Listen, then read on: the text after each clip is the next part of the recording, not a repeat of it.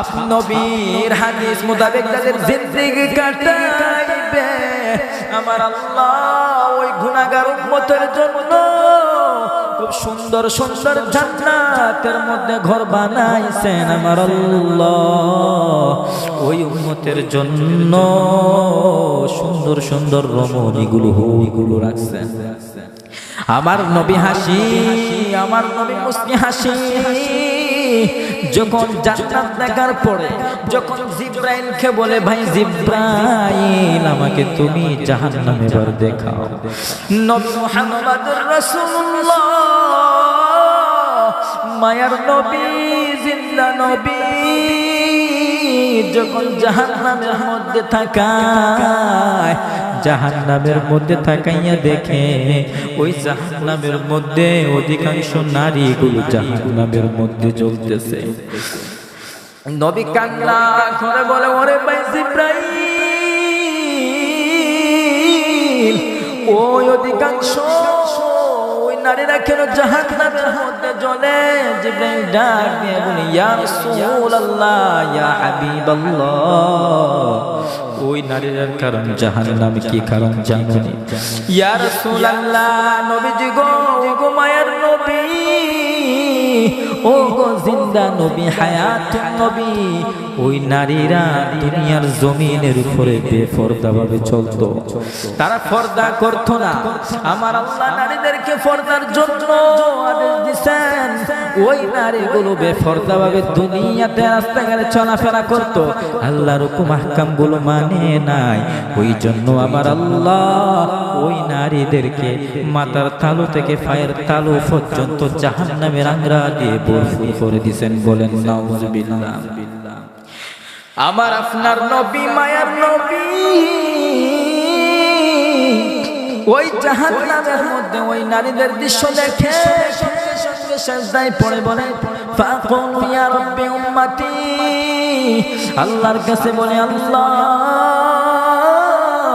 আমার উম্মত গুনাহগার, আমার উম্মতকে তুমি maaf করিয়ে দাও গো আল্লাহ। আল্লাহর নবী রাহমাতাল লিল আলামিন যখন মেরাজের মধ্যে গিয়েছিলেন, মেরাজে যাওয়ার পরে যখন আল্লাহর দুস্তর বাড়ি নবী মুহাম্মদুর রাসূলুল্লাহ সাল্লাল্লাহু আলাইহি ওয়াসাল্লাম যখন মেরাজের মধ্যে যান, আল্লাহ তার হাবিবের সাথে অনেক কিছু আলাপ হওয়ার পরে যখন আল্লাহর নবী রাহমাতুল লিল আলামিন যখন আল্লাহকে বলে, আল্লাহ তুমি আমারে জান্নাত দেখাইবা না, ও আমার মালিক আমি নবী জান্নাত দেখতে চাই, জাহান্নাম দেখতে চাই। আমার আল্লাহ বলে, জিব্রাইল আমার হাবিবুল্লাহরে তুমি জান্নাত দেখাও, জাহান্নাম দেখাও। নবী মুহাম্মদুর রাসূলুল্লাহ যখন জান্নাত দেখে, ওই জান্নাত দেখার পরে তো আনন্দ দেখে জান্নাতের ভিতরে কত সুন্দর সুন্দর ঘর, কত সুন্দর সুন্দর হুর।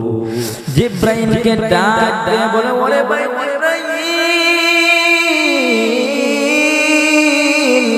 ওই সুন্দর সুন্দর ঘর খার জন্য, ওই সুন্দর রমণীগুলো খার জন্য জিব্রাইল ডাক দিয়ে বলে, ইয়া রাসূলুল্লাহ ইয়া হাবিবাল্লাহ ওই সুন্দর সুন্দর ঘর হলো আপনার গুনাহগার উম্মতের জন্য। নবী গো, আপনারা যারা দিল থেকে ভালোবাসবে, ও মায়ার নবী জিন্দা নবী, আল্লাহর কোরআন যারা স্বীকার করবে, আপনি নবীর হাদিস মোতাবেক যাদের জিন্দেগি কাটাইবে আমার আল্লাহ ওই গুনাহগার উম্মতের জন্য খুব সুন্দর সুন্দর জান্নাতের মধ্যে ঘর বানাইছেন আমার আল্লাহ। ওই উম্মতের জন্য সুন্দর সুন্দর রমণীগুলো রাখছেন। আমার নবী হাসি, আমার নবী মুস্কি হাসি যখন জান্নাত দেখার পরে যখন জিব্রাইলকে বলে, ভাই জিব্রাইল আমাকে তুমি জাহান্নাম এবার দেখাও। নবী মুহাম্মদুর রাসূলুল্লাহ মায়ার নবী জিন্দা নবী যখন জাহান্নামের মধ্যে থাকায় জাহান্নামের মধ্যে থাকাইয়া দেখে ওই জাহান্নামের মধ্যে অধিকাংশ নারীগুলো জাহান্নামের মধ্যে জ্বলতেছে। নবী কান্না করে বলে ওরে ভাই জিব্রাইল ওই অধিকাংশ ওই নারীরা কেন জাহান্নামের মধ্যে জ্বলে?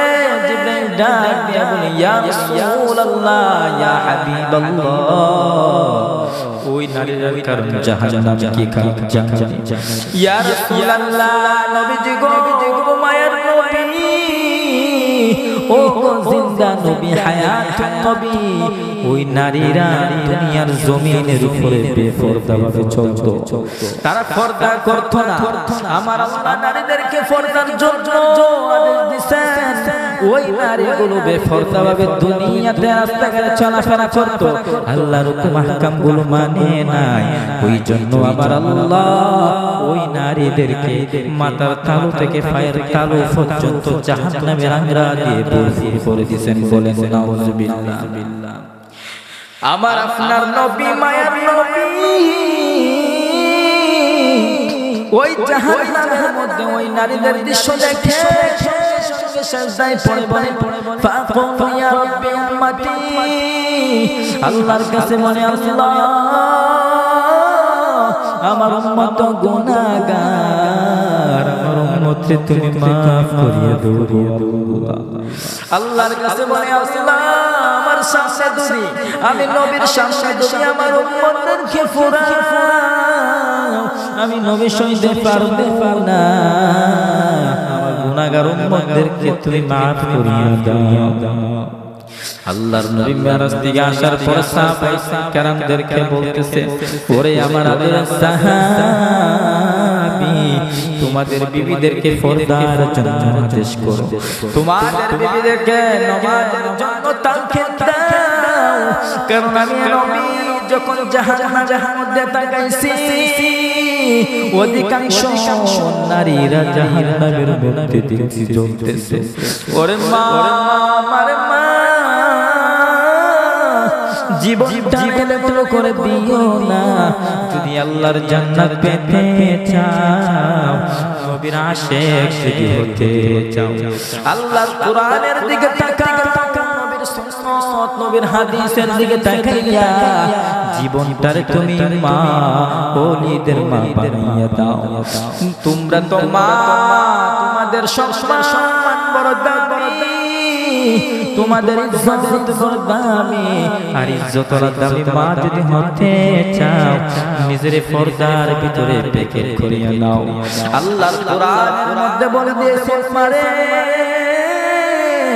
আল্লাহরে ডাকো, আল্লাহরে ডাকো, নবীর আশিক হও, কিন্তু বেপরদা না, পর্দার ভিতরে তাকিয়ে আল্লাহর ইবাদত তুমি করো, পর্দার ভিতরে তাকিয়ে আল্লাহর কালাম পাক তেলাওয়াত করো, পর্দার ভিতরে তাকিয়ে আল্লাহ রাব্বুল আলামিনের জিকির আজকার করো।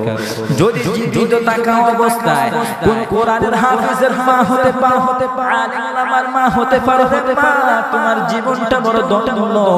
যে মায়ের সন্তানটা বড় দিনদার হয়,